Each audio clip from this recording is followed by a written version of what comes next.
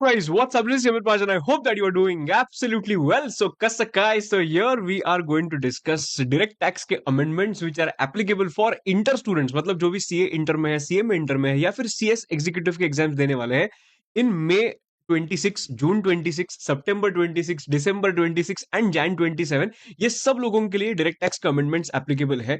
Now ये जो direct tax के अमेंडमेंट्स है ये कभी आए हुए अमेंडमेंट्स है। ये जो सर अभी हम लोगों का फरवरी 26 में जो बजट आया था वो हमारे लिए एप्लीकेबल है क्या? नहीं, हमारे लिए जो बजट एप्लीकेबल है वो 2025 का एप्लीकेबल है और उसके अंदर जो भी चीजें हम लोग ने उन्होंने इंट्रोड्यूस की है वो सब कुछ हम लोग ने एक पीडीएफ के अंदर में तुम लोगों के लिए समराइज करके रखा है। वेरी सिंपल अमेंडमेंट्स, ज्यादा टेंशन लेने की इस पे जरूरत नहीं है और हम लोग जितना फास्ट हो सके पूरे के पूरे अमेंडमेंट्स कवर करेंगे। ठीक है। नाउ ये अमेंडमेंट्स की शीट तुम लोगों को किधर मिलेंगे? अमेंडमेंट की शीट तुम लोगों को मिलेंगी on my Telegram group. Telegram group का लिंक मेरे डिस्क्रिप्शन बॉक्स में मिल जाएगा और अगर तुम लोग ये चैनल पे नए रहोगे तो छोटा सा सब्सक्राइब बटन भाई के लिए दबा देना और हम लोग लाइक बटन दबाने के साथ साथ शुरू करते हैं डायरेक्ट टैक्स के अमेंडमेंट्स। तो दोस्तों देखो, डायरेक्ट टैक्स का फर्स्ट अमेंडमेंट जो है ना वो बेसिक कॉन्सेप्ट्स में है। बेसिक कॉन्सेप्ट्स में जो हम लोगों के दो टाइप्स के रेट्स होते थे। स्लैब रेट्स का अगर मैंने बात किया इंडिविजुअल्स के लिए, तो पहले था कि भाई अगर नॉर्मल स्कीम में रहोगे then in that case 2.5, 2.5 to 5, 5 to 10 and more than 10।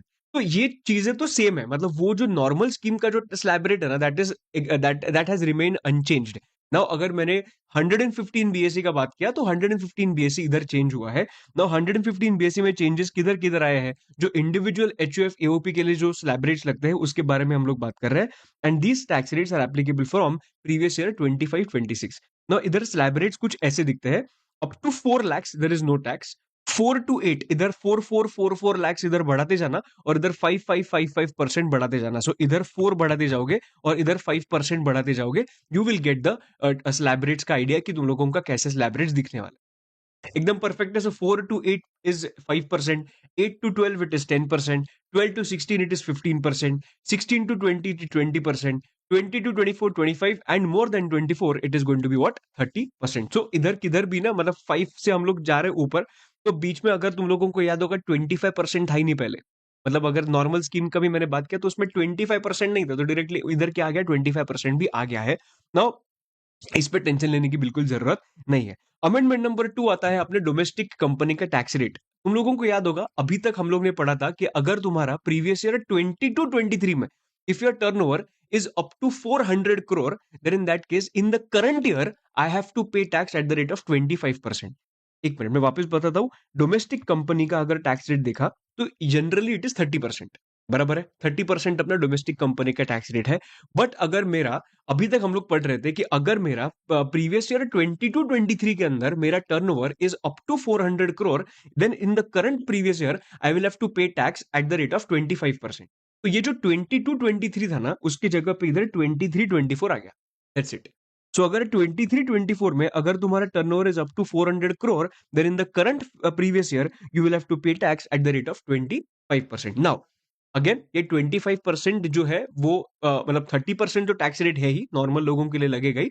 और अगर तुम्हारा ये कंडीशन सेटिस्फाई हो गया then in that case you can pay tax at the rate of 25। Understanding perfect एकदम। This is your amendment number 2। Amendment number 3, of course जैसे अपने slab rates change हुए वैसे उन्होंने रिबेट के अंदर भी चेंज लाया है। नाउ 87A के अंदर ना रिबेट का बात किया था। नाउ ये जो 87A का रिबेट है नॉर्मल प्रोविजंस का अगर मैंने बात किया तो वो रिबेट में कुछ भी चेंज नहीं है। मतलब वही सेम चीज कि if it is up to 5 lakh rupees, if your total income if it is up to 5 lakh rupees then in that case you can get a rebate to the extent of 12,500 rupees. बराबर, वो तो कुछ भी change नहीं हुआ है जो इधर मैंने लिखा है। इन case of normal provisions rebate computation remains the same. Perfect. उसके बाद मैं 115 बीएससी में बात करता हूं। बराबर, 115 बीएससी में रिबेट का जो लिमिट था वो चेंज होके 12 lakhs हो चुका है। मतलब if your total income is up to 12 lakhs then in that case you are not required to pay any kind of taxes to the government because you are going to get the rebate to the extent of 60,000 rupees। Sir 60,000 rupees कैसे तुम लोग ने compute किया? देखो एक minute मैं एक बार पढ़ लेता हूं। इन case of 115 BSc applicability will be to individual resident individual, very important। Number 2, total income should not exceed your 12 lakhs, मतलब अप टू 12 lakhs होगा तो ही रिबेट का बेनिफिट मिलेगा। जो अमाउंट ऑफ रिबेट है मतलब whatever will be your actual tax और 60,000 rupees whichever is lower, this is the rebate which you are going to get. एकदम बराबर है। नाउ 60,000 कैसे आया? अरे सिंपल है भाई, 12 लाख रुपीज का अगर तेरा इनकम होगा, कंप्यूट करके देख कितना टैक्स आता है। So 0 to 4 lakhs there is no tax, तो ये जीरो आएगा। 4 to 8 lakhs मतलब 4 lakhs के ऊपर 5%, मतलब इधर कितना आएगा? 20,000 आएगा, बराबर। एंड 8 लाख to 12 लाख के अंदर कितने लाख है? 4 lakhs, तो 4 lakhs पे 10% कितना आएगा? 40,000 आएगा। So 40 + 20 comes to what? 60,000। So 12 lakhs तक अगर तुम्हारा टोटल इनकम होगा, then in that case maximum rebate which you can get, that is of 60,000 rupees. एकदम बराबर दोस्त। I hope you are clear with the third amendment also. Very simple amendment, ठीक है। उसके बाद हम लोग आगे बढ़ते हैं इनकम फ्रॉम हाउस प्रॉपर्टी के लिए। अगर तुझे याद होगा, इनकम फ्रॉम हाउस प्रॉपर्टी के लिए हम लोग पढ़ते थे कि अगर तुम्हारा, if it is a self occupied property और it is a self occupied और unoccupied property, then in that case तुम्हारा net annual value will be equal to zero. तो NAV is equal to zero, ये किसके लिए applicable था? In case of self occupied property और unoccupied property, बराबर है ना। ये जो बेनिफिट था, that this benefit was applicable only to two properties, maximum to properties के लिए था। और इसके ऊपर जो प्रॉपर्टीज एसओपीज और अनऑक्यूपाइड ऑक्यूपाइड होते थे, उनको हम लोग डीएलओपी मानते थे, मतलब deem to be let out properties मानते थे। तो हम लोग डीएलओपी पे बात नहीं करेंगे, हम लोग वो दो प्रॉपर्टीज के बारे में बात करेंगे जो, जिसका एनएवी जीरो, जो किसके लिए होता था? एसओपी के लिए या फिर अनऑक्यूपाइड प्रॉपर्टी के लिए। ना अगर तुम लोग ने ढंग से रीजन पढ़ा ना, मतलब अनऑक्यूपाइड प्रॉपर्टी का क्या पहले प्रोविजन था, तो प्रोविजन अनऑक्यूपाइड प्रॉपर्टी क्यों था, उसका एक रीजन दिया था कि भाई अनऑक्यूपाइड क्यों? बिकॉज भाई मैं इधर रहता हूँ, ठीक है, मेरा घर है इधर, बट मेरा जॉब किधर और हो गया, इसके वजह से ये प्रॉपर्टी इधर मेरा इधर ही वैसे ही रहेगा। और मैं फॉर एग्जाम्पल मुंबई से बैंगलोर शिफ्ट हो गया, मैं मुंबई में रहता हूँ, चलो मेरा प्रॉपर्टी भी मुंबई में ही है, ठीक है, ओन्ड प्रॉपर्टी है। आफ्टर दैट मुझे बैंगलोर में जॉब मिला, तो मैं ये प्रॉपर्टी वैसे ही रख के बैंगलोर शिफ्ट हो गया। Now can I say this is an unoccupied property? Yes. तो देखो एक बार पढ़ते हैं। The expression unoccupied property refers to, ये पहले का डेफिनेशन है, refers to a property which cannot be occupied by the owner by the reason of, मतलब उन्होंने रीजन दिया था, यही रीजन की वजह से अगर तुम्हारा अनऑक्यूपाइड होगा ना, देन इन दैट केस हम लोग इसको अनऑक्यूपाइड प्रॉपर्टी जैसे ट्रीट करेंगे। क्या रीजन था? ऑफ हिज एम्प्लॉयमेंट, बिजनेस और profession at a different place, and he resides at such other place in a building not belonging to him. Perfect एकदम। तो ये जो अनऑक्यूपाइड प्रॉपर्टी का रीजन था ना दोस्तों, वो रीजन उन्होंने क्या कर दिया? डिलीट कर दिया। मतलब उन्होंने बोला भाई देख, अनऑक्यूपाइड प्रॉपर्टी तुम्हारा जो कोई भी रीजन से होगा ना, तो भी हम लोग उसको अनऑक्यूपाइड ऑक्यूपाइड प्रॉपर्टी जैसा ही ट्रीट करेंगे, ठीक है। वो रीजन, अगर ये रीजन के अलावा दूसरा भी कोई रीजन होगा और still it is unoccupied, it is okay, we will consider that as unoccupied property only. तो ये उन्होंने अपने लिए बेनिफिट ही दिया है। In simple words, it can be unoccupied by any reason, rest all the provisions remain the same. एकदम बराबर दोस्त, एकदम अच्छे से समझ में आ गया, परफेक्ट है। उसके बाद हम लोग आगे बढ़ते हैं इनकम फ्रॉम सैलरीज करके। This is your fourth amendment. Income from salaries में कुछ ऐसे परक्विजिट्स है, मतलब क्या? Motor car facility, transport facility for transport employees, education facility, gas electricity water supply, या फिर फ्री सर्वेंट। इसमें चेंज कुछ नहीं है। ये परक्विजिट्स कभी मिलते हैं? Only to specific specified employees. जो स्पेसिफाइड एम्प्लॉइज होते हैं उनको ही ये परक्विजिट्स का क्या मिल जाता है? बेनिफिट मिल जाता है, बराबर है। Some perquisites are taxable only for benefit, मतलब sorry, are taxable only for specified employees, सिर्फ इनके लिए वो टैक्सेबल हो जाते हैं। नाउ द पॉइंट इज कि भाई, ये जो परक्विजिट्स है, तुम लोग ने बोला है टैक्सेबल है फॉर स्पेसिफिक एम्प्लॉइज, तो ये स्पेसिफाइड एम्प्लॉइज है कौन एग्जैक्ट? देखो चलो देखते हैं इसमें। सबसे पहली बात, who is a specified employ?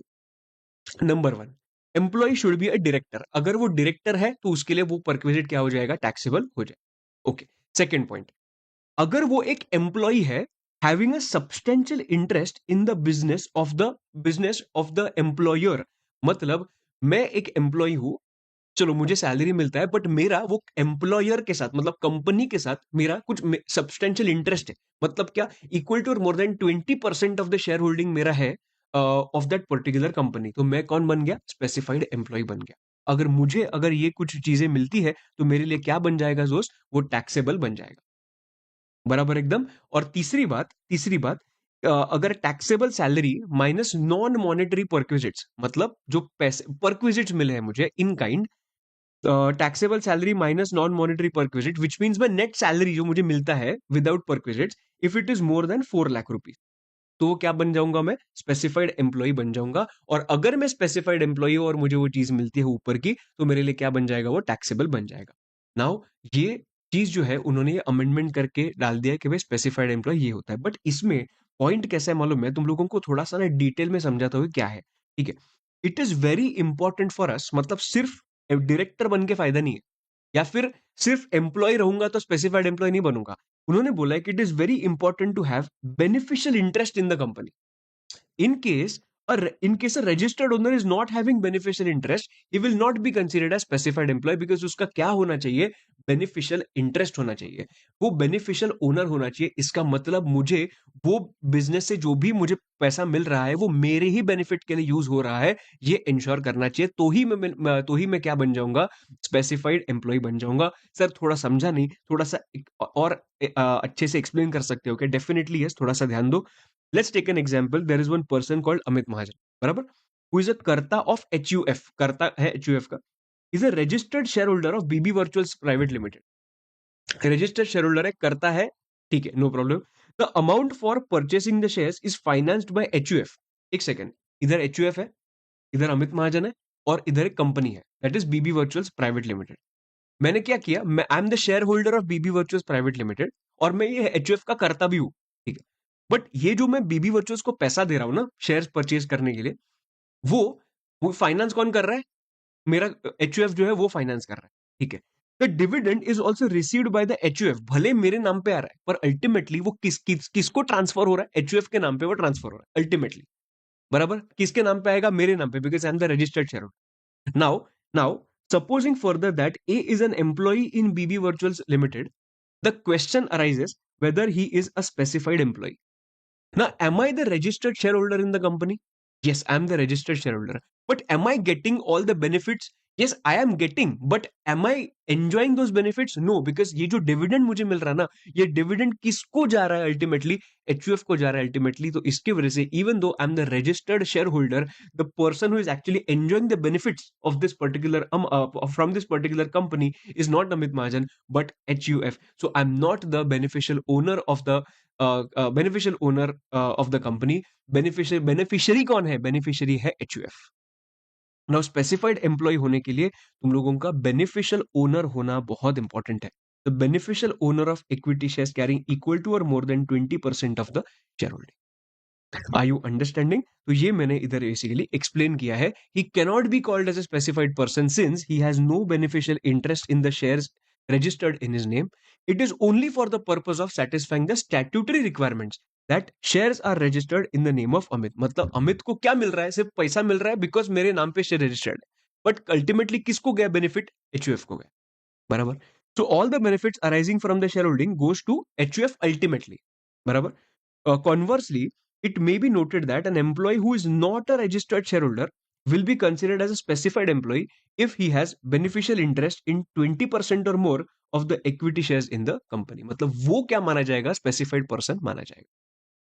Are you understanding? ये सेम एग्जांपल जो है ना तुम्हारे मॉड्यूल के अंदर दिया हुआ है, इसके वजह से मैंने ये एग्जांपल्स इधर तुम लोगों के लिए इन डेप्थ एनालिसिस के अंदर कवर किया, सो दैट जो नई चीज है तुम लोगों को मालूम होनी चाहिए कि स्पेसिफाइड एम्प्लॉय में सिर्फ रजिस्टर्ड ओनर होना is not important, registered owner के साथ साथ बेनिफिशियल ओनर होना भी इंपॉर्टेंट है। इतना ये तुम्हारा समरी आ गया ये पॉइंट का, बराबर, परफेक्ट एकदम। बाकी तो नॉर्मल पॉइंट्स, ठीक है, ओके। चलो हम लोग आगे बढ़ते हैं with the next part, that is medical facility. Do you remember medical facility का परक्विजिट था कि 3 खर्चे होते हैं।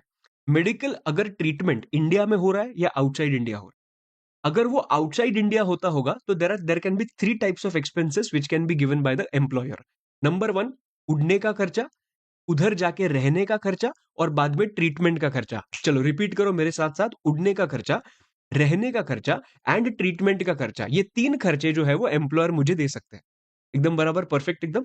नाउ ये उड़ने का खर्चा और रहने का खर्चा, सॉरी सॉरी एक सेकंड, उधर जाने के बाद कौन से खर्चे हो रहे हैं, रहने का खर्चा और ट्रीटमेंट का खर्चा। उधर जाने के बाद जो खर्चे हो रहे हैं ना, वो अगर मुझे एम्प्लॉयर देता होगा तो भले मेरे लिए वो परक्विजिट होगा, पर that is going to be exempt from tax if it is as per RBI limit. 3 खर्चे कौन से बोले, उड़ने का खर्चा, रहने का खर्चा, ट्रीटमेंट का खर्चा। तो उधर जाने के बाद कौन से 2 खर्चे हो रहे हैं, ट्रीटमेंट का खर्चा और रहने का खर्चा। ये 2 खर्चे अगर एम्प्लॉयर मुझे देता होगा, then in that case it is exempt from tax if it is within the RBI limit. और ये जो RBI लिमिट है वो एग्जाम के अंदर तुम लोगों को दिया जाएगा, अगर वो उसके अंदर होगा तो एग्जेम्प्ट करो, उसके ऊपर होगा तो टैक्सेबल करो, बराबर। बट पहले ट्रैवलिंग आउटसाइड इंडिया, मतलब जो उड़ने का खर्चा था ना, उड़ने का मतलब फ्लाइट ट्रैवलिंग का खर्चा, that was exempt only when the GTI was up to 2 lakhs। Gross total income जिसका 2 लाख रुपीस तक है, उनको ही सिर्फ ये एग्जेम्प्ट होता था। तो अभी उन्होंने 2 लाख का लिमिट कितना कर दिया, 8 lakhs कर दिया। That's it, there is no other change. 2 lakh का कितना कर दिया, 8 lakhs। एकदम बराबर दोस्त, एकदम क्लियर है। ओके, नाउ आ जाओ कैपिटल गेन्स में। कैपिटल गेन्स के अंदर अमेंडमेंट नंबर 6 आती है, that is talking about 3 types of holdings period. पहले हम लोग ने देखे थे 12 months, 24 months एंड 36 months। अभी तुम लोग ने देखा होगा कि जो अभी अमेंडमेंट आया था 23 जुलाई 2024 को, जिसके अंदर उन्होंने स्पेसिफिकली बोल दिया कि भाई 36 months जो है वो हम लोग अभी पूरा का पूरा कट कर रहे हैं। अभी सिर्फ 2 ही होल्डिंग पीरियड्स होंगे, नंबर 1 12 months, नंबर 2 24 months, बराबर। But 36 months is still there in case of slump sale, just मैं बता के रख रहा हूँ। बट आइडियली अगर तूने देखा तो 2 ही है, 12 एंड 24। बट स्लम सेल के केस में 36 इज स्टिल देयर। ठीक है, एकदम परफेक्ट है। ओके, अमेंडमेंट नंबर 7 पे आता है। उन्होंने बोल के रखा है कि भाई इंडेक्सेशन पूरा का पूरा हम लोग ने निकाल दिया है। Concept of indexation is also not, is only not there now if you are transferring the assets on और आफ्टर 23/7/24। 23/7/24 के बाद जो भी तुम लोग क्या कर रहे हो, ट्रांसफर कर रहे हो, उसमें इंडेक्सेशन का बेनिफिट तुम लोग नहीं ले सकते। जो भी तुम्हारा एक्चुअल कॉस्ट था वही तुम लोग क्या करोगे, रिड्यूस करोगे। बट ऑफकोर्स उसके साथ साथ उन्होंने क्या बेनिफिट दिया था, उन्होंने रेट जो था वो उन्होंने टैक्स रेट कम कर 20% का 12.5% किया था। जस्ट ये भी चीज तुम लोगों को मैंने बता दिया। ठीक है, तो ये अभी का अमेंडमेंट एज सच नहीं है। जस्ट एक सेकंड रुकना। अभी ना और एक चीज तुम लोगों को मैं इसमें एक्सप्लेन करता हूँ कि कैपिटल गेन्स के केस में, चलो थोड़ा सा डिटेल में एक्सप्लेनेशन में देता हूँ इस पे। अभी तक हम लोग ने क्या बोला, 23/7/24 या फिर उसके बाद अगर कौन सा असेट ट्रांसफर हुआ है, then in that case you don't need to, you can take indexation benefit. But इसमें ना और एक चीज के अंदर तुम लोगों को इंडेक्सेशन लग सकता है, कभी मालूम है? तुम लोगों को याद है हम लोग ने कुछ एक्सेप्शंस देखे थे सेक्शन नंबर 45(1) के अंदर। 45(1) के एक्सेप्शंस थे कि स्टॉक इन ट्रेड जो था वो, सॉरी, कैपिटल एसेट जो था वो स्टॉक इन ट्रेड के अंदर कन्वर्ट हो गया, बराबर। उसके बाद कंपलसरी एक्विजिशन हुआ, या फिर असेट जो था वो डिस्ट्रक्शन हुआ असेट का। तो उसमें ना जो साल में तुम लोग जो साल में ट्रांसफर हुआ है, मतलब कन्वर्जन हुआ, या फिर कंपलसरी एक्विजिशन हुआ, या फिर डिस्ट्रक्शन हुआ, that is the date of transfer, बराबर। पर जो दिन पे ट्रांसफर हो रहा है वो साल के अंदर तुम लोगों को टैक्स पे करने की जरूरत नहीं होती। कभी पे करना पड़ता है, अगर मैंने capital asset to stock in trade का बात किया, तो भले तुम्हारा आज वो कन्वर्जन हो रहा है, but you will have to pay capital gain tax whenever you will sell the stock in trade, बराबर। परफेक्ट, एकदम ओके। ना ये मैं एक पॉइंट तुम लोगों को एक्सप्लेन करता हूं। से फॉर एग्जाम्पल, ये जो कन्वर्जन हुआ, समझो 23/12/2022 को हुआ, कह रहे से ये अमेंडमेंट के पहले हुआ, बराबर। ये कन्वर्जन हुआ, कन्वर्जन हुआ मतलब ट्रांसफर हो गया है। But am I, is stock in trade is sold? No, stock in trade कभी सेल हुआ मालूम है? 25/8/25 को सेल हुआ। सो उन्होंने बोला था कि जब भी तुम लोग स्टॉक इन ट्रेड सेल करोगे तभी तुझे टैक्स देना पड़ता है। सो कैन आई से you will pay tax now? Yes. Now when ever you will pay tax now, can I से तुम्हारा जो इंडेक्सेशन ट्रांसफर जो था वो पहले ही हुआ था। सो भले तुम लोग आज उसका कंप्यूटेशन कर रहे हो, उसमें इंडेक्सेशन का बेनिफिट दोगे, बिकॉज तुम्हारा ट्रांसफर पहले ही हुआ था। सिर्फ हम लोग उस पर टैक्स आज कंप्यूट कर रहे हैं और पे कर रहे हैं, बट उसका ट्रांसफर का जो डेट था वो पहले ही हुआ था। इसकी वजह से भले हम लोग आज कंप्यूट कर रहे हैं, ये केसेस के अंदर तुम लोगों को याद रखना है कि भले आज पेमेंट करते रहोगे, पर तभी ये पहले के साल का है ना, इसके वजह से हम लोग उस पे इंडेक्सेशन का बेनिफिट देंगे। सिमिलर एग्जांपल में लेता हूं कंपलसरी एक्विजिशन के केस में। समझो 2021 में कंपलसरी एक्विजिशन हुआ, और आज के दिन पे समझो कि 10th ऑफ फरवरी को, 10th ऑफ फरवरी 2026 को मुझे उसका पैसा मिला। तो हम लोग ने पढ़ा है कि भाई जब भी पैसा मिलेगा ना, वो साल में हम लोगों को टैक्स पे करना पड़ेगा। तो मैं ये साल में टैक्स कंप्यूट करूंगा, तो जब भी कंप्यूट करूंगा, वैसे देखा तो it is after 23/7/24, but still I will take the indexation, because मेरा जो ट्रांसफर हुआ है वो ट्रांसफर 21 में ही हुआ था। So these are some different cases. I don't know इसमें से क्वेश्चंस आएंगे कि नहीं, but I think that you should know these things, so that इसमें डिटेल्ड एनालिसिस जो होता है वो तुम्हारा इसमें कंप्लीट हो। हम लोग ऊपर ऊपर से सिर्फ नहीं पढ़ेंगे, बिकॉज हम लोगों को मालूम है कि आजकल के जो पेपर्स आते हैं ना, वो पेपर्स आर नॉट ऐसे ऊपर ऊपर का क्वेश्चंस वो लोग पूछते हैं, ऐसा नहीं करते वो लोग बहुत डिटेल में जाते हैं और क्वेश्चंस पूछते हैं, तो इसकी वजह से we should know all these things, इसकी वजह से तुम लोगों को मैंने बताया। ठीक है, ओके, परफेक्ट। आ जाओ क्वेश्चन अमेंडमेंट नंबर 8 के अंदर। अमेंडमेंट 8 के अंदर उन्होंने एक पॉइंट बोला है, that is 54 EC. Do you remember 54 EC? मस्त मस्त सेक्शन है कि अगर तुम लोग ने मैंने अगर कौन सा लैंड बिल्डिंग ऐसा कुछ बेचा होगा लॉन्ग टर्म, और मैंने वो पैसा जो है वो मैंने बॉन्ड्स में इन्वेस्ट किया, तो बॉन्ड का ना एक लिस्ट देके रखा था कि रूरल इलेक्ट्रिफिकेशन कॉर्पोरेशन, NHAI मतलब national highway authority of India, तो उसके अंदर ना उन्होंने और दो चीजें ऐड की है। Number one, housing and urban development corporation हुडको को अगर तुम लोग ने उसमें अगर इन्वेस्ट किया होगा उनके बॉन्ड्स में, इशूड ऑन और आफ्टर 1425, और अगर IREDA मतलब Indian renewable energy development agency limited, IREDA, इसके अंदर अगर तुम लोग ने री इन्वेस्ट किया होगा बॉन्ड्स के अंदर, दैट इज ऑल्सो फाइन, तुम लोगों को 54 ईसी का बेनिफिट मिल जाएगा। और इसका भी कुछ डेट लिखा है 9/7/25 के बाद इशू होना चाहिए। एकदम बराबर। तो 54 ईसी में जो दो चीजें ऐड, ये दो चीजें की हुई है, पहले की चार चीजें रिमेन द सेम। ठीक है, मतलब टोटल 6 चीजें हैं। चलो, अमेंडमेंट नंबर 9 आता है कॉस्ट इन्फ्लेशन इंडेक्स। जो करंट तुम लोगों के लिए कॉस्ट इन्फ्लेशन इंडेक्स लगता है, that is 376। Just remember this particular point. ठीक है, 376। नाउ कैपिटल एसेट, छोटा सा पॉइंट है भाई। कैपिटल एसेट के डेफिनेशन में उन्होंने चेंज किया। Capital asset is property of any, ये एक्चुअली अभी का नहीं है, ये पहले ही हुआ था। Any kind held by the assessee whether और not connected with his business और प्रोफेशन, ये तो पहले से था। और any securities held by FII मतलब फॉरेन इंस्टीट्यूशनल इन्वेस्टर्स, अगर कौन से सिक्योरिटीज होल्ड करते हैं वो भी कैपिटल एसेट के अंदर आ जाएगा। इन्वेस्टमेंट फंड, ये एक्चुअली तुम लोगों को इंटर के लिए इतना कुछ रेलेवेंट ये चीज नहीं है, इसकी वजह से जस्ट एक बार मैंने लिख के रखा और तुम लोगों को बताया कि एक बार जस्ट रीड मार के रख सकते हो, दैट्स इट। उसके बाद मैं आता हूँ PGBP पे। PGBP चिंटू चिंटू अमेंडमेंट है, फटाफट देखते हैं। Amendment number 11। अमेंडमेंट नंबर 11 जो है वो MSME का बात करता है। MSME मतलब हम लोग ने बात किया था, याद है, सेक्शन नंबर 43B के अंदर मुझे जो डिडक्शन मिलता है, फॉर एग्जाम्पल मुझे मेरे एम्प्लॉयज को सैलरी पे करना है, ठीक है, तो मुझे डिडक्शन कभी मिलता है whenever I, okay, bonus pay करना है, समझ, मुझे डिडक्शन कभी मिलता है whenever I will make a payment of bonus to the employees, at that point of time I will get the deduction. So pay करो deduction लो, पे करो डिडक्शन लो, ये ऐसा एम्प्लॉयर को बोल के रखा है 43B के अंदर। वन मोर एग्जाम्पल, GST का एग्जाम्पल लेते हैं ना। अगर मुझे GST, अभी तुम लोगों को मालूम है, अगर मैंने डायरेक्ट टैक्स पे किया तो उसका मुझे डिडक्शन नहीं मिलता, बट मैंने अगर GST का पेमेंट किया तो उसका मुझे डिडक्शन मिल जाता है, बट उसके लिए 43B सेक्शन लगता है। 43B के अंदर लिखा हुआ है कि तू पेमेंट कर और डिडक्शन ले ले, चलो ठीक है। GST का पेमेंट बेसिस पे डिडक्शन मिलता है और उसका ड्यू डेट भी दिया है कि भाई जो भी तुम्हारा due date of furnishing the return of income है उसके पहले तुम लोग ने क्या करना चाहिए, पेमेंट करना चाहिए, चलो ठीक है। But micro and small enterprise के लिए उन्होंने कुछ इंफॉर्मेशन देके रखा था, इफ यू रिमेंबर, कि अगर तुम लोगों का अग्रीमेंट होगा तो विद इन 45 डेज तुम लोगों को उनको पेमेंट करना पड़ता है, बराबर है, तो ही तुम लोगों को उसका डिडक्शन मिलता है वो साल में। बट अगर तुम्हारे अंदर तुम्हारे साथ तुम्हारा अगर उनके साथ अग्रीमेंट नहीं होगा तो विद इन 15 डेज तुम लोगों को क्या करना पड़ेगा, पेमेंट करना पड़ेगा। एकदम परफेक्ट है, नो प्रॉब्लम, ओके ना। इसमें जो माइक्रो एंड स्मॉल एंटरप्राइज जो उन्होंने डेफिनेशन दिया था वो उन्होंने क्या कर दिया, थोड़ा सा चेंज कर दिया। This is the only difference. As 43B में चेंज नहीं है, उन्होंने डिफाइन डेफिनेशन जो था ना माइक्रो एंड स्मॉल एंटरप्राइज का, वो चेंज कर दिया। नाउ जिनका प्लांट एंड मशीनरी, जिनके पास plant and machinery is up to है ये, तो ये इक्वल टू और less than up to 2.5 crores, turnover is up to 10 crores। Small enterprise का plant and machinery is up to 25 crores, turnover is up to 100 crores। तो ये जो है वो माइक्रो एंटरप्राइज माना जाएगा, ये जो है वो स्मॉल एंटरप्राइज माना। परफेक्ट, बाकी everything will remain the same. Perfect, okay. Just one second.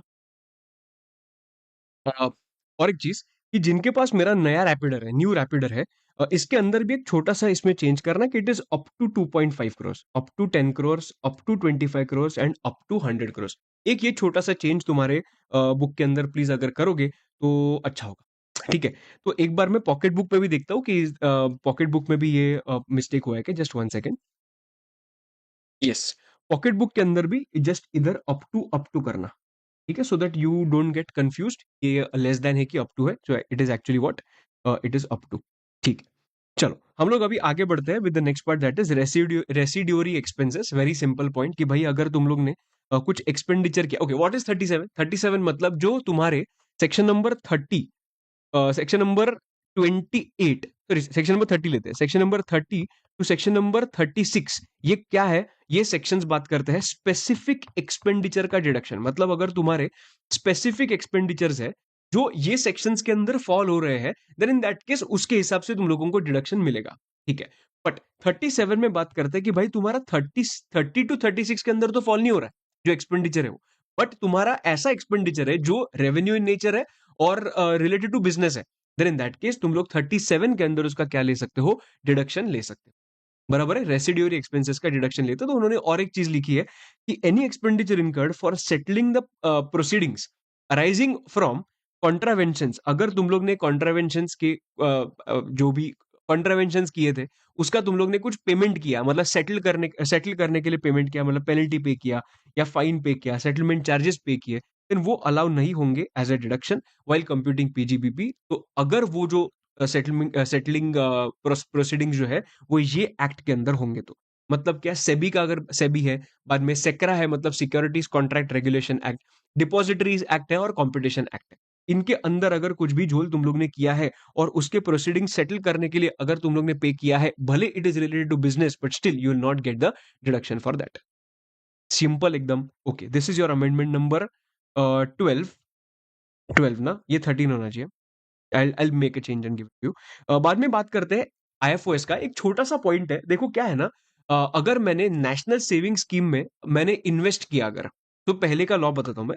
अगर तुम लोग ने नेशनल सेविंग स्कीम के अंदर इन्वेस्ट किया, देन इन दैट केस वो मुझे डिडक्शन मिलता था अंडर सेक्शन 80 CCA, ठीक है। और वो कभी डिडक्शन मिलता था only if I am contributing to national saving scheme on और बिफोर 1/4/1992। अरे माँ कसम, 1/4/1992 के पहले अगर मैंने इन्वेस्ट किया तो ही मुझे क्या मिलता था? उसका डिडक्शन मिलता था। बराबर, परफेक्ट एकदम। बट अगर 1/4/1992 के बाद अगर तूने इन्वेस्ट किया तो तुझे बाबा जी का ठुल्लू कुछ नहीं मिलता था। तो उन्होंने क्या कर दिया मालूम है? अभी अभी उन्होंने बोल दिया कि अभी जो इससे इंटरेस्ट जनरेट होगा ना, इंटरेस्ट जनरेट होगा, वो अभी इंटरेस्ट जनरेट होना बंद हो जाएगा। कभी से? 1/4/2024 से। मतलब जो मैंने एनएसएस में कंट्रीब्यूट किया था, बराबर, जो भी मैंने कंट्रीब्यूट किया था उसका जो इंटरेस्ट तो आना चाहिए ना भाई, बराबर। तो वो जो इंटरेस्ट आता है वो इंटरेस्ट आना अभी क्या हो जाएगा? बंद हो जाएगा, बराबर। Now the question is, why will I keep the funds with NSS now? मैं तो पैसा निकालूंगा ना। अगर भाई तुम लोग मुझे बोल रहे हो कि पैसा पैसा रखो पर इंटरेस्ट नहीं देंगे, तो मैं पैसा रखूंगा क्या? नहीं, तो मैं क्या करूंगा? पैसा तो निकालूंगा। अभी जब भी पैसा निकालते हैं उनका लॉ क्या था मालूम है? जब तुम लोग ने अगर पैसा निकाला तो उस पर क्या लगेगा? टैक्स लगेगा। अभी तुम लोगों को बहुत अच्छे से समझाता हूं मैं, चलो। फॉर एग्जाम्पल, तुम लोग ने इन्वेस्ट किया, ठीक है, इन्वेस्ट किया in NSS prior to 1/4/1992, prior to 1/4/1992 तूने इन्वेस्ट किया, बराबर। लॉ क्या बोलता है? तुझे हम लोग क्या दे देंगे? डिडक्शन दे देंगे 80 CCA के अंदर, ठीक है ना। उसके बाद उन्होंने बोला बाबा अगर तुम लोग ने इसमें से पैसा निकाला ना तो तुम लोग को ना हम लोग टैक्स लगाएंगे, अगर इसमें से पैसा निकाला तो एनएसएस में से, ठीक है। अभी क्या हुआ? चलो समझो कि मैंने पैसा तो डाल दिया, उनका नया लॉ क्या आ गया? हम लोग अभी इंटरेस्ट ही नहीं देंगे। मैंने बोला भाई मैं इंटरेस्ट नहीं देंगे तो क्यों रखूं पैसा? तो मैं निकाल रहा हूं। तो उन्होंने बोला धप्पा, अभी हम लोग क्या करेंगे? टैक्स देंगे। मैंने बोला कि ये तो गलत बात है ना। मैं तुम लोगों के पास पैसा रखा था सो दैट मेरा पैसा ग्रो होगा, ठीक है। पैसा ग्रो होने के लिए पैसा दिया था, तुम लोग अभी बोलोगे कि पैसा ग्रो नहीं होने वाला है, और तुम लोग ने अगर वो पैसा निकाला तो हम लोग टैक्स लगाएंगे, ये तो गलत है ना भाई। तो इसके लिए उन्होंने ये पॉइंट निकाला और उन्होंने बोल दिया देखो, अगर तुम लोग ने 1/4/2001 सॉरी 1 अक्टूबर 2024 जो लॉ आया था कि उसके बाद तुम लोगों को इंटरेस्ट नहीं मिलेगा, ये जो लॉ आया था उसके बाद अगर तुम लोगों ने पैसा निकाला तो उस पर हम लोग टैक्स नहीं लगाएंगे आईएफओएस के अंदर। उस पर हम लोग क्या दे देंगे? एग्जम्पशन दे देंगे। Are you understanding? सिंपल एकदम। ओके, देखो, 80 CCA allowed tax deduction for amounts deposited in the national saving scheme. Very good, मिल जाएगा। अगर however no deduction is allowed अगर तूने 1/4/1992 के बाद किया, ठीक है। As per the national saving scheme amendment rules, no interest will be earned on NSS from 1/4/22। तो पब्लिक क्या करेगा? पैसा निकालेगा। अगर पब्लिक पैसा निकाल रहा है तो टैक्स लगना चाहिए क्या? आइडियली लगना चाहिए, पर नहीं लगेगा, वो लोग बोल रहे हैं। So because interest has stopped, existing NSS account holders may withdraw their balances. So normally such withdrawals are taxable. But since उन्होंने इंटरेस्ट देना बंद किया तो इसके वजह से गवर्नमेंट बोलता है बाबा no problem, 80 CCA has been amended and withdrawals made on or after 29th of August 24, not 1st of October 24. तुम लोग ने अगर कभी भी विथड्रॉ किया 29th of August 24, right? So that will be what? Fully exempt from. Understanding perfect, एकदम सही है, ओके। बाद में आ जाओ अमेंडमेंट नंबर, अभी ये 12 था ना, 13 है, ठीक है, नंबर छोड़ दो। लोन और एडवांस बिटवीन ग्रुप कंपनीज, ठीक है, लोन और एडवांसेस बिटवीन ग्रुप कंपनीज। अभी तुम लोगों को ना छोटा सा एग्जांपल देता हूं मैं कि क्या है। इधर ए है, इधर है बी है, और इधर सी है। बी जो है ना, it is a finance company. क्या है ये? फाइनेंस कंपनी, ठीक है। And A is holding B and A is holding C, ठीक है, पेरेंट कंपनी है। और बी एंड सी क्या है? सिस्टर कंपनीज है। अभी एक बार ध्यान दो, हम लोग ने ना एक सेक्शन देखा था, वो कौन सा सेक्शन था मालूम है? वो कौन सा सेक्शन था मालूम है? 222E करके एक सेक्शन था कि अगर लोन दिया एक शेयर होल्डर को, इक्वल टू और मोर देन 10% अगर जिसका स्टेक होगा कंपनी के अंदर, देन इन दैट केस उसके लिए वो डीम्ड डिविडेंड माना जाएगा, जो लोन लेता है उसके लिए, बराबर। अभी इधर थोड़ा सा ध्यान दो, उसका ही एक छोटा सा पॉइंट है। अगर a loan and advance between two group companies is not treated as dividend, मतलब a loan or advance between two group companies is not treated as dividend if, मतलब मैं ये इनके बारे में बात कर रहा हूं। Say for example, B is a person who is giving loan to C. ये ग्रुप कंपनीज हो गए, बराबर। इसने क्या दिया? लोन दिया, ठीक है सर, लोन दिया। तो लोन जो दिया है वो सी के लिए डीम डिविडेंड माना जाएगा क्या? तो आंसर इज नो। तो उन्होंने क्या लिखा है, देखो, लोन और advance between two group companies is not treated as dividend if you satisfy three conditions. Number one, one entity is a finance company और finance unit, for example B is a finance company, okay. Second one, a parent और main company of the group is listed outside India, मतलब जो A है it is listed outside India. ये second condition हो गया। And third condition is a listing country is notified और approved by the tax authorities. A listing country is listing country मतलब जिधर भी आउटसाइड इंडिया है वो it should be notified by the tax authorities. तुम लोग इतना याद रख सकते हो, दो तीन कंडीशन याद रखो। Number one, A is the person who is the holding company, जो आउटसाइड इंडिया है, condition number one. Condition number two जो है वो उसके जो ग्रुप कंपनीज है वो एक दूसरे को लोन दे रहे हैं, this is your condition number two. और कंडीशन नंबर थ्री जो है वो जो बी है लोन देने वाला, वो क्या होना चाहिए? फाइनेंस कंपनी होना चाहिए। अंडरस्टैंडिंग? तो ये जो लोन दिया है वो सी के लिए क्या नहीं माना जाएगा? डीम्ड डिविडेंड नहीं। तो ये मैंने छोटा सा इधर भी ट्राई किया तुम लोगों को बताने का कि finance entity status, one of the entities involve must be finance company, मतलब any one can be finance company. Foreign parent listing, मतलब जो फॉरेन जो कंपनी आउटसाइड इंडिया है, जो होल्डिंग कंपनी, वो फॉरेन में होना चाहिए, अप्रूव्ड जुरिस्डिक्शन में होना चाहिए, ठीक है, मतलब जो कंट्री है वो एक अप्रूव्ड जुरिस्डिक्शन में होना चाहिए। उसके बारे में ज्यादा बात नहीं किया है और करेंगे नहीं हम लोग। लोन विल बी क्या? एग्जेम्प्ट फ्रॉम डिविडेंड ट्रीटमेंट, मतलब डीम डिविडेंड वो लोन नहीं माना जाएगा जिसको वो लोन मिल रहा है। एकदम बराबर दोस्त। दिस इज योर आईएफओएस के अमेंडमेंट्स, वेरी सिंपल अमेंडमेंट्स है, तुम लोग को ऐसे एक बार पढ़ के भी समझ में आ जाएगा सब कुछ, ठीक है। उसके बाद बात करते हैं deductions from GTI, very simple point. Deductions के अंदर ना तुम लोगों को याद है क्या? अगर मैंने एनपीएस के अंदर इन्वेस्ट किया, कंट्रीब्यूट किया, तो मुझे 80 सीसीडी के अंदर क्या मिल जाता है? डिडक्शन मिल जाता है, बराबर। हम लोग ने ना ऐसे कुछ सेक्शंस देखे थे, 80 CCD 1, 80 CCD 2 and 80 CCD 1B। याद है क्या? ये 1B के अंदर एडिशनल 50,000 का मुझे बेनिफिट मिलता था, बराबर। तो ये कभी होता था जब भी मैं एनपीएस में डाल रहा हूँ, नेशनल पेंशन स्कीम में, वो मेरे मेरे लिए डाल रहा हूँ, ठीक है, मेरे लिए डाल रहा हूँ नेशनल पेंशन स्कीम। अभी उन्होंने क्या बोला कि अगर मैंने मेरे माइनर चाइल्ड के लिए भी डाला होगा ना एनपीएस के अंदर, वो माइनर चाइल्ड के लिए किसने डाला? मैंने डाला। तो अगर मैंने मेरे माइनर चाइल्ड के लिए कुछ कंट्रीब्यूट किया होगा इन एनपीएस, तो उसको बोला जाता है NPS Vatsalya scheme. Then in that case उसके अंदर मुझे डिडक्शन मिल जाएगा। पहले था कि सिर्फ मैंने मेरे लिए किया तो डिडक्शन मिलता था, पर अभी उन्होंने मैंने अगर मेरे माइनर चाइल्ड के लिए भी किया होगा ना, तो भी मुझे उसके उस पर डिडक्शन मिल जाएगा under section 80 CCD। Perfect. Now sir 80 CCD 1B का जो लिमिट था 50,000 रुपीज का, वो सिर्फ मेरे लिए था, तो सर वो मैंने जो माइनर के लिए किया उसके लिए एक्स्ट्रा लिमिट आएगा क्या? अरे ऐसा नहीं होगा बाबा, ऐसा थोड़ी होगा। तो ये 50,000 का लिमिट जो है ना वो सबके लिए, मतलब मेरे लिए भी है एक्स्ट्रा लिमिट, एंड मेरे माइनर के लिए जो कंट्रीब्यूशन किया होगा उसके लिए भी कंबाइंड लिमिट है वो। There is no other change. तुम लोग ने इतना भी पढ़ा ना, it is sufficient. Eligible assessee कौन? पेरेंट और legal guardian. Nature of contribution क्या है? Amount contributed by the parent और guardian to the minors NPS Vatsalya account. Tax deduction available eighty CCD 1B, and maximum deduction जो एटीसीसीडी 1B में मिलेगा वो मेरा और मेरा माइनर चाइल्ड का सबका एक साथ मिलके 50,000 होगा। ऐसा कुछ अलग उसके लिए 50,000 का लिमिट नहीं है। परफेक्ट। नाउ ये जो भी मैंने पैसा डाला हुआ है, अगर मुझे उसमें से विथड्रॉ करना होगा तो मैं विथड्रॉ कर सकता हूँ। बट अगर एनपीएस वात्सल्य स्कीम से अगर मैंने कुछ पैसा विथड्रॉ किया तो वो डीम्ड इनकम करके माना जाएगा। वात्सल्य स्कीम से अगर मैंने कुछ पैसा विथड्रॉ किया वो डीम्ड इनकम करके माना जाएगा। परफेक्ट एकदम। But there are certain exceptions, because government बोल रहा है भाई तुझे हम लोग कंट्रीब्यूशन करने के टाइम पे बेनिफिट दे रहे हैं ना, तो निकाल क्यों रहा है?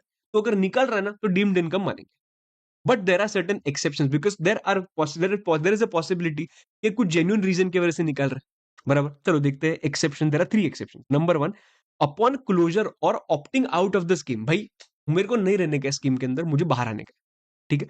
तो उन्होंने बोला कि चलो ठीक है, अगर तुम लोग पूरा का पूरा क्लोज डाउन कर रहे हो ना, तो इट द जो भी तुम लोग पैसा निकल रहे हो that will be exempt if the payment by NPS trust is up to 60% of the total amount payable to him at the time of closure और opting out of the scheme. मतलब 60% का अमाउंट जो है ना क्या हो जाएगा दोस्त? एग्जेम्प्ट हो जाएगा बाकी टैक्स से। बराबर, परफेक्ट एकदम ओके। नंबर 1 के।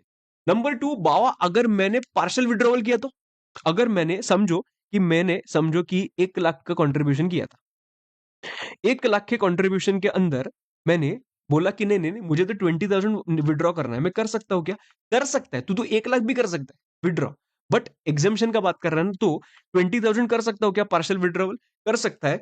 It will be exempt from tax. तो उन्होंने बोला है कि अगर तुम लोगों ने पार्शियल विड्रॉ किया and if that withdrawal is up to 25% of the amount of contributions, then in that case it is going to be entirely exempt. मैंने कितना निकाला? सिर्फ 20% ही निकाला, तो इट इज अप टू 25% ना, तो क्या हो जाएगा? वो एग्जेम्प्ट हो जाएगा।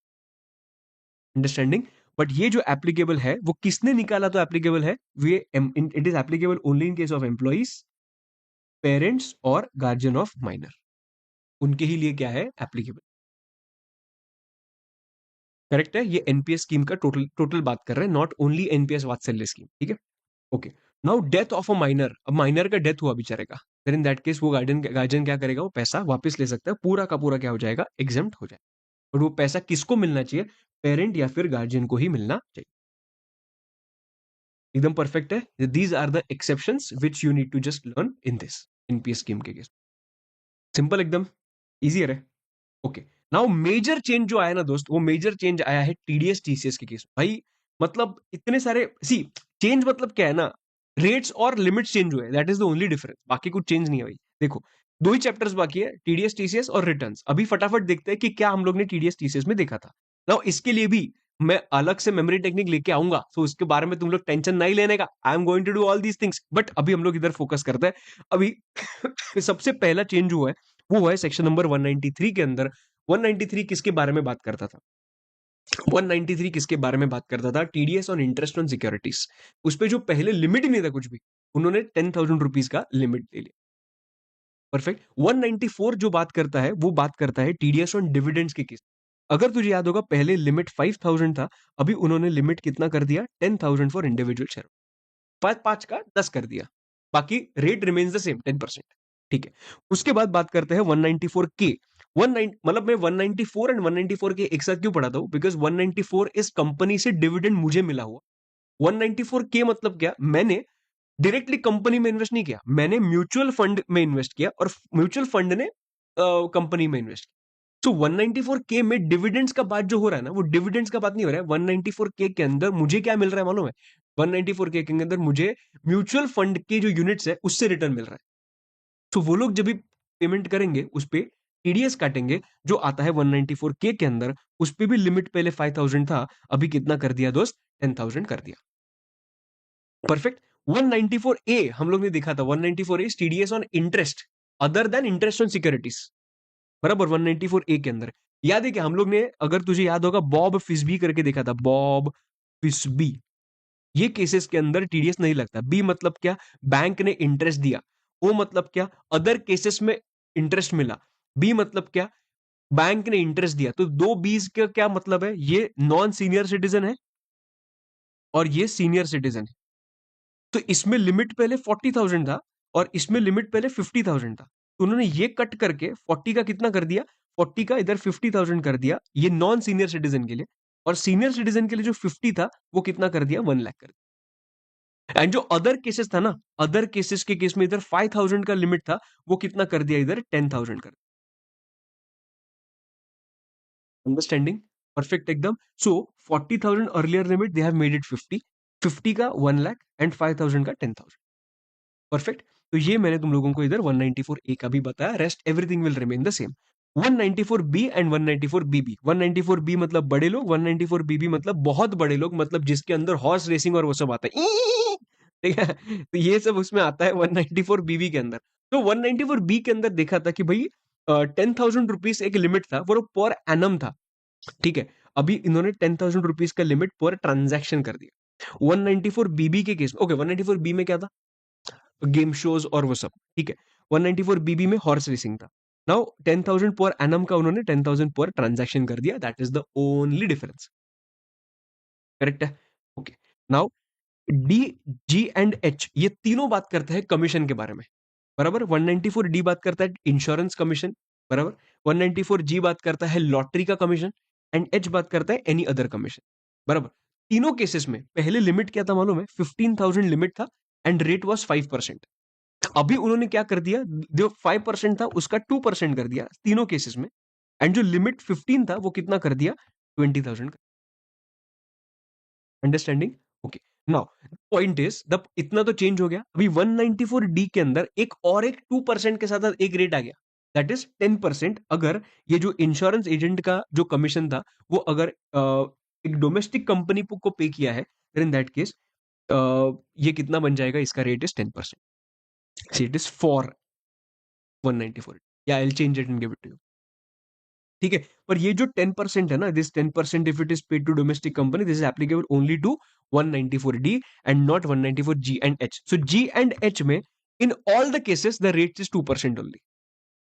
ठीक है, डी के केस में भी the rate is 2% only, but अगर तूने डोमेस्टिक कंपनी को पे किया तो it is going to be 10%। So ऐसा कुछ कर सकते हो। सो इधर 2% और 10%, इधर ओनली 2% और इधर ऐसे ओनली 2%, सो दैट तुम लोगों को इसमें कंफ्यूजन। ठीक है, अंडरस्टैंडिंग एवरीबॉडी। ओके, 194 आई के अंदर तुझे याद है, रेंट के केस में, अगर रेंट के केस में अगर तुम्हारा रेंट पर एनम 240 तक होगा, राइट, तो देन इन दैट केस तुम लोगों को टीडीएस काटने का जरूरत नहीं है। 2,40,000 पर एनम था, now they have change the limit, limit that is they have made it 50,000 per month और पार्ट देयर ऑफ। बराबर है, 50,000 पर मंथ। तुम लोगों को याद है 194 आई बी करके एक सेक्शन था जिसके अंदर भी 50,000 ही था, उधर 50,000 ही है। अभी 194 आई जो 240 था, they have made it 50,000 per month. या ये be very careful in this. Okay, okay. 194J याद है क्या, 194J में प्रोफेशनल फीस और सब बात करते थे। The limit was 30,000 earlier, now they have made it 50,000 rupees. Everything else will remain the same. Director के केस में अगर डायरेक्टर को पेमेंट होता है, उसके लिए कुछ लिमिट पहले भी नहीं था, अभी भी नहीं है, मतलब उसको जो भी पेमेंट किया जाएगा वो सब पे टीडीएस काटा जाएगा। उसके बाद 194T करके जो सेक्शन है वो ऐड किया था, अगर पार्टनरशिप फर्म अगर कुछ रेम्यूनरेशन पे करता है या फिर इंटरेस्ट पे करता है to partner in excess of 20,000, then in that case उस पे क्या लग जाएगा दोस्त, टीडीएस लग जाएगा। परफेक्ट एकदम, टीडीएस लगेगा, कितना परसेंट टीडीएस लगेगा, 10% टीडीएस लग जाएगा। परफेक्ट है, सही है। 194 LA याद है क्या, ए बाबा ये प्रॉपर्टी इधर ला, मतलब क्या, कंपल्सरी अक्विजिशन। 194 LA, पहले limit was 2,50,000 and they have made it what 5 lakh rupees total. ठीक है, 194M के केस में जो पहले था ना कि 1 सितंबर के पहले, वैसा उन्होंने पूरा का पूरा उन्होंने निकाल दिया और they have considered the new rate as 2%। ठीक है, this is not a new amendment for. ठीक है, 206 AB करके एक रेट था, मतलब एक सेक्शन था 206 AB, दो सेक्शंस थे मालूम है। 206 ए करके था, अगर तूने पैन नहीं दिया तो हायर अमाउंट ऑफ टीडीएस कटेगा। And there is one more section called 206 A B, जिसके अंदर बोला था कि अच्छा तूने पैन तो दिया है पर तूने इनकम टैक्स रिटर्न फाइल नहीं किया और तुम्हारा 50,000 के ऊपर टीडीएस टीसीएस कटा हुआ है, तो ये जो सेक्शन था ना वो उन्होंने क्या कर दिया, कट कर दिया। अगर तुम्हारे पास पहले की बुक होंगी तो 206 ए बी ये सेक्शन पूरा का पूरा तुम लोग रिमूव कर सकते हो, बट 206 डबल ए जो है वो अभी भी है। Higher amount of TDS at the rate of 20% लगेगा। ठीक है, ओके। उसके बाद 206 सी, मतलब ये टीडीएस के केस में इतने ही अमेंडमेंट्स है।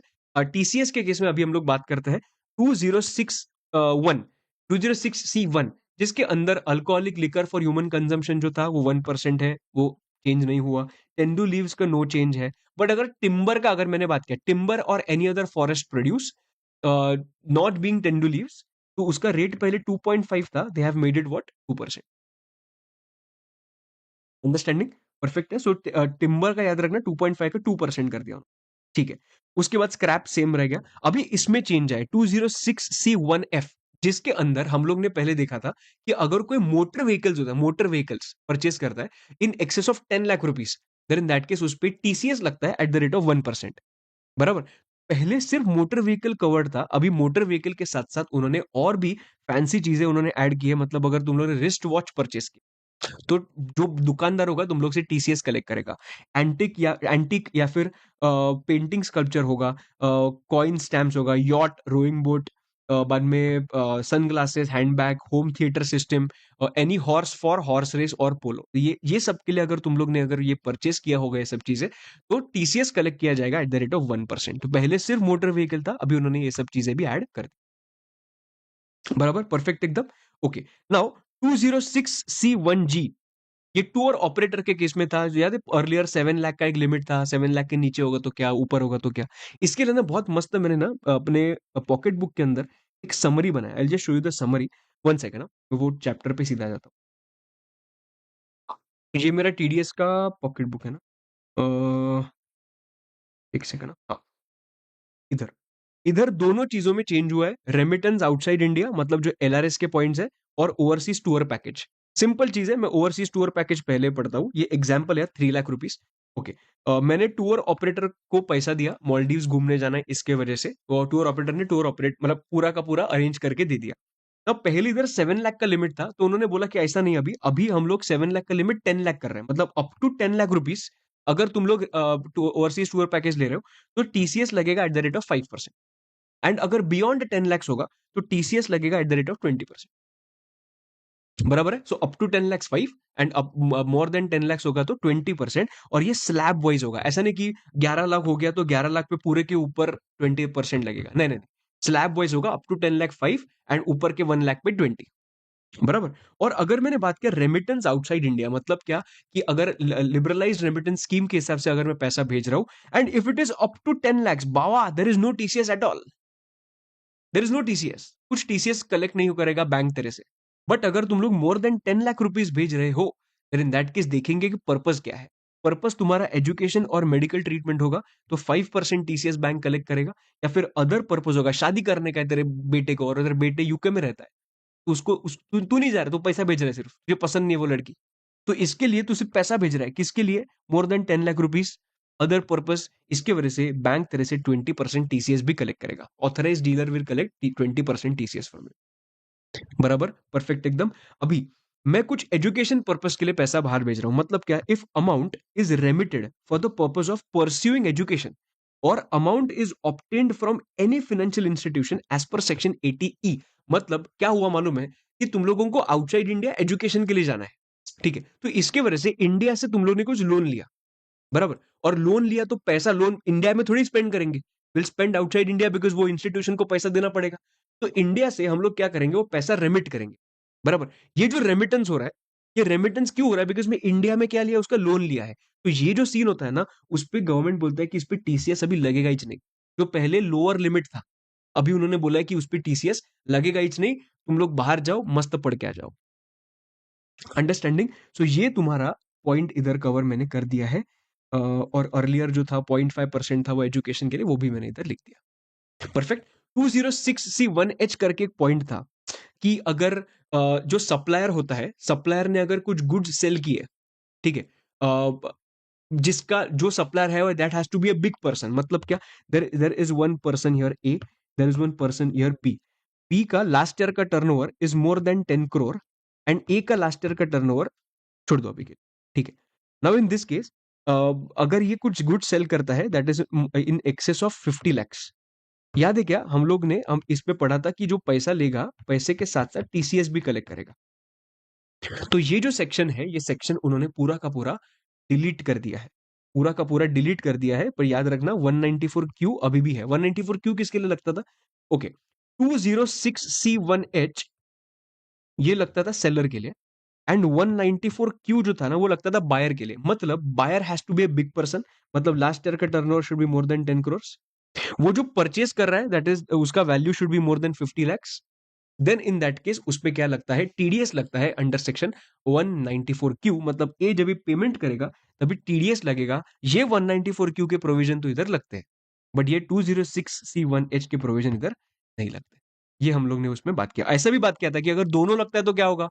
दोनों के केसेस में 194 क्यू विल प्रिवेल, पर अभी कुछ जरूरत नहीं है। 206C1H अभी एप्लीकेबल ही नहीं है, it is reduce now, it is remove now. Perfect एकदम। Okay, now come to the last part that is return of income. Last 5 to 7 minutes।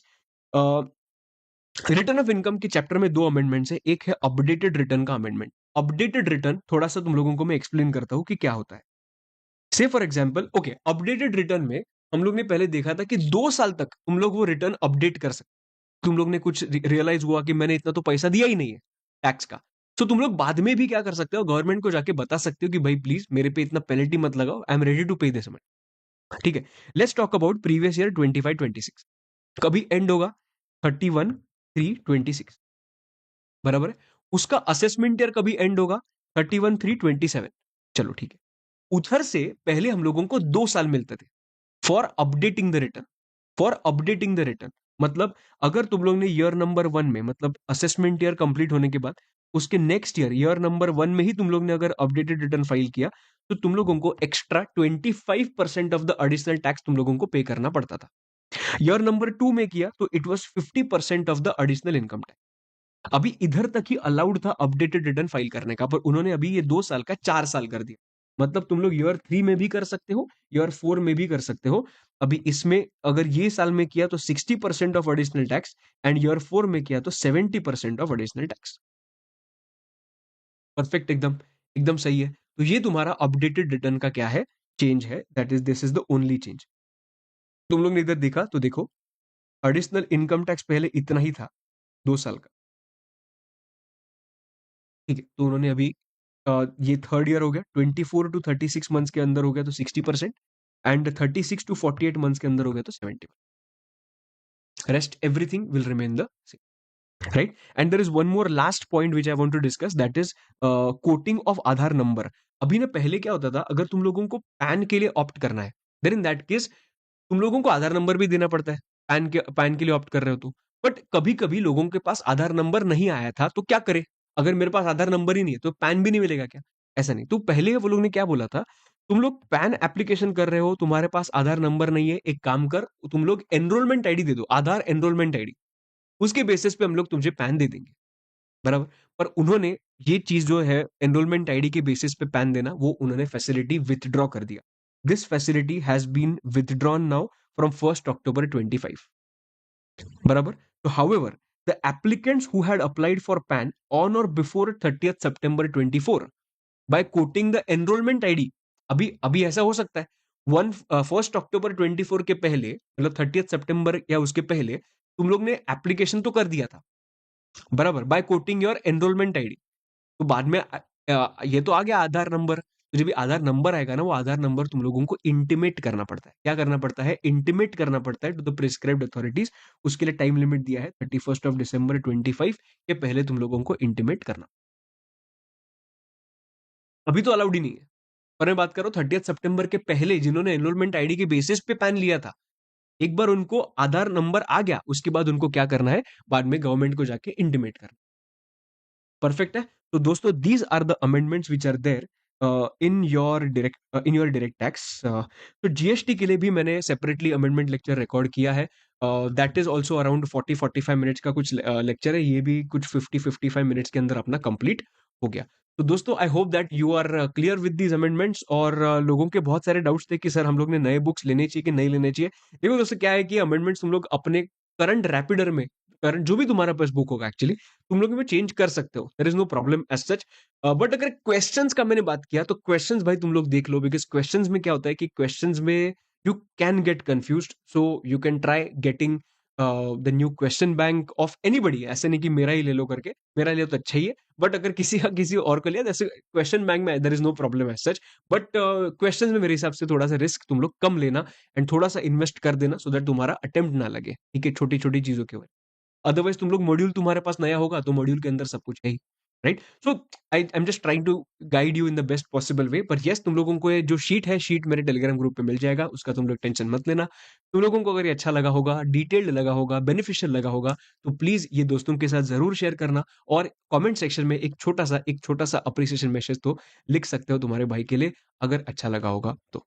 चलो दोस्तों आज के लिए इतना ही। This is Amit Mahajan, I will see you in the next video. Till then bye bye, see you, take care.